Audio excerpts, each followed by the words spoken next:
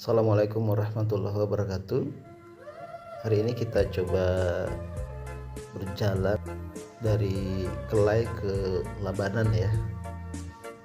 Ini kita baru ada acara di Musrembang, Kecamatan Kelai. Nah, jadi Berau ini sebelumnya merupakan kabupaten yang sangat luas ya, dengan luas sekitar 3 juta hektar, di mana 2 juta hektarnya itu terdiri dari dataran dan 1 juta hektar itu dari laut.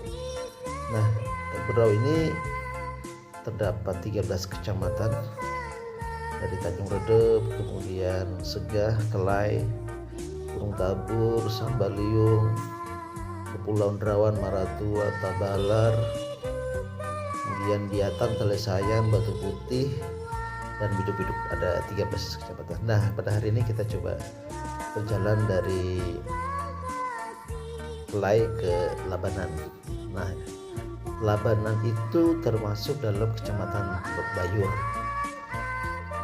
Kalau kita lihat bahwa Kelai ini adalah termasuk kecamatan yang sangat luas di Kabupaten Berau dengan jumlah kampung itu sebanyak 14 kampung. Jadi di Berau ini tidak ada desa yang ada kampung. Jadi istilah desa tidak ada di Berau, yang ada adalah istilah kampung.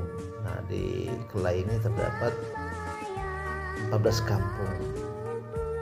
Dulunya sebelum ada jalanan ini, masyarakat kalau mau ke hulu Kelai itu menggunakan perahu. Jadi ada Sungai Kelai namanya, walaupun di situ nanti ada cabang Sungai Lesan ya. Nah, ibu kotanya sekarang di Sidobangan ya. Sidobangan termasuk yang lumayan ramai ya. Nah, kemudian kita kalau ke hulunya nanti biasanya kalau zaman dulu menggunakan perahu ya. Perahu nanti menyusuri Longgi, habis itu nanti ada Long Duhung, ada Long Boy atau Long Geluh, kemudian ada Long Pelai, Long Lancim, dan paling ujung Long Sului. Nah, kalau turunnya dari Sidobangan ini, nah kalau melewati sungai ya, itu akan ke Lesan Dayak, ke Muara Lesan ya, atau terus nanti sampai ke Sambaliung ya. Nah, ini sekarang masyarakat lebih banyak menggunakan jalanan ya. Jadi tidak terlalu banyak lagi yang menggunakan jalur sungai. Nah, jalanan cukup bagus ya. Jalanan ini merupakan bekas jalanan hauling ya. Kalau bahasa itu hauling itu maksud jalan logging truck. Jadi zaman dulu pada saat ada HPH ya, hak pengusahaan hutan, perusahaan-perusahaan kayu itu kalau mengambil kayu menggunakan jalan ya. Mereka membuat jalan utama, itu jalan yang dilalui oleh truk-truk pengangkut kayu, kemudian nanti ada jalan sarat itu yang digunakan untuk menarik kayu ya. Nah, jadi makanya di jalanan ini itu berkelok-kelok. Kalau kita perhatikan ini jalanan berkelok-kelok ya, berkelok-kelok. Memang begitu ciri dari jalanan hauling itu adalah jalanan pasti berkelok-kelok. Kenapa demikian? Karena jalanan ini dibuat melalui metode trase jalan atau dibuat di atas peta dulu. Nah, zaman dulu sebelum ada seperti sekarang ya, peta digital pakai ArcGIS macam-macam. Kalau sekarang lebih mudah. Kalau zaman dulu kan kita menggunakan peta konvensional lah namanya. Nah, itu yang digunakan adalah peta kontur. Peta kontur itulah yang digunakan untuk membuat trase jalan. Dan biasanya perusahaan itu akan mencari trase jalan yang paling murah, walaupun mungkin bisa lebih panjang ya, bisa lebih jauh. Tapi target mereka adalah yang paling efisien. Apa yang paling efisien? Biasanya pertama mereka itu menghindari sungai. Jadi mereka itu menghindari sungai. Yang kedua, mereka itu menghindari memotong bukit biasanya.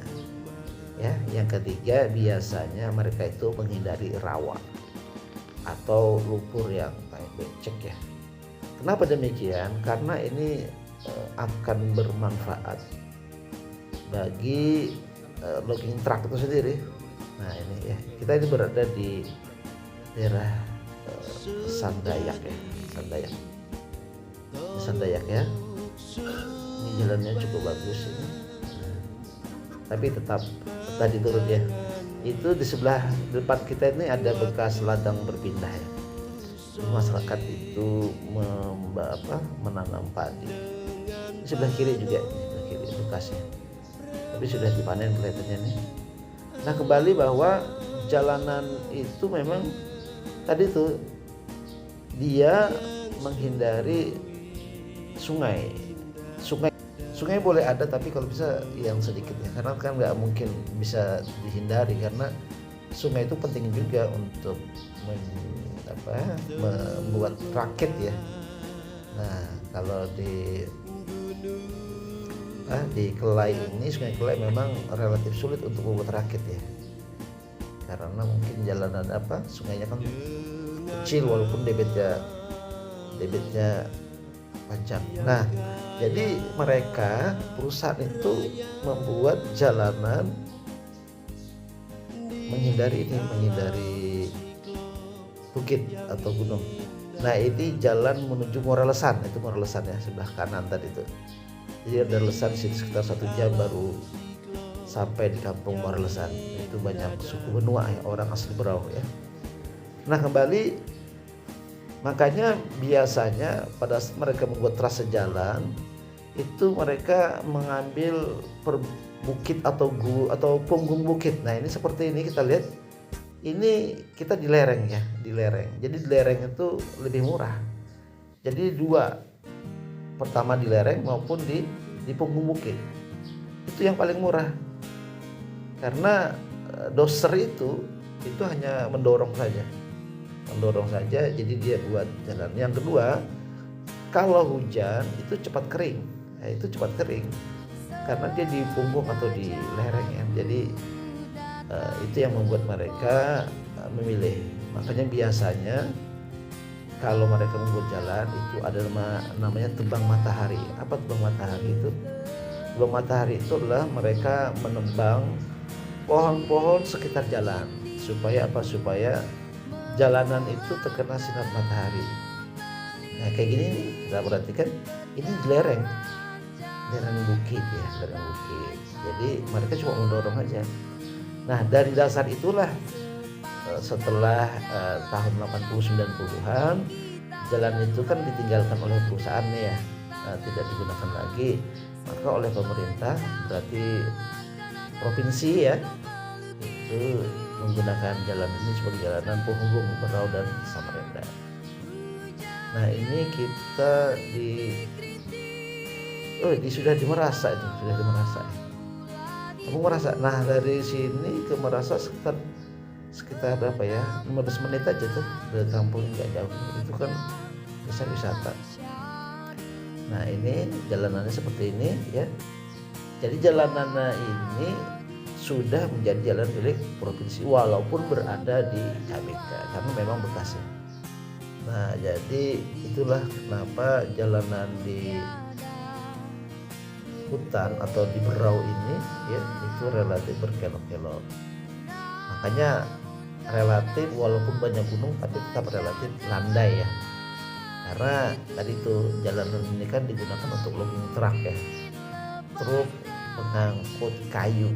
Jadi kalau misalnya terlalu tinggi gunungnya, takutnya truk itu tidak mampu mengangkat, karena kan biasanya kan truk itu kan mengangkut beberapa log ya, batang kayu yang besar-besar. Nah itu tidak boleh terlalu menanjak, dia harus relatif landai. Jadi walaupun ada gunung, mereka mengelilingi gunung di lereng gunung ya, atau di bukit-bukitnya supaya kelerengnya tidak terlalu mencolok. Nah kita sudah berada di Labanan ini, dekat Labanan ini. Tidak terasa ya. Labanan ini sudah mendekati Labanan Makmur ya, Labanan Makmur ini adalah desa pertama di Berau yang mendapatkan status desa mandiri. Jadi desa mandiri di Berau itu sekarang ada 11 kampung. Diawali oleh desa Labanan Makmur ya. Ini di Labanan, masuk ke kecamatan Teluk Bayur. Nah, ini sudah banyak ada masyarakat ya di sini. Ini jalanannya adalah jalanan alur atau jalur dari Berau ke Samarinda, jadi lewat sini. Jalannya cukup bagus ya, walaupun tadi ada beberapa titik yang dibongkar. Nah, jalanan ini kita juga harus perhatikan karena ini juga jalur jalan CPO ya, truk CPO lewat sini. Jadi kita harus berhati-hati. Makanya kalau bisa jalan di sini ya pagi-pagi betul atau malam ya, karena supaya tidak terhindar dari CPO. Oke, demikian perjalanan kita dari Sidobangan sampai ke Labanan. Ini kita sudah mau mendekati simpang Labanan Tanjung Redep. Kita akan belok kanan untuk ke Tanjung Redep. Demikian yang bisa kita bahas. Assalamualaikum warahmatullahi wabarakatuh.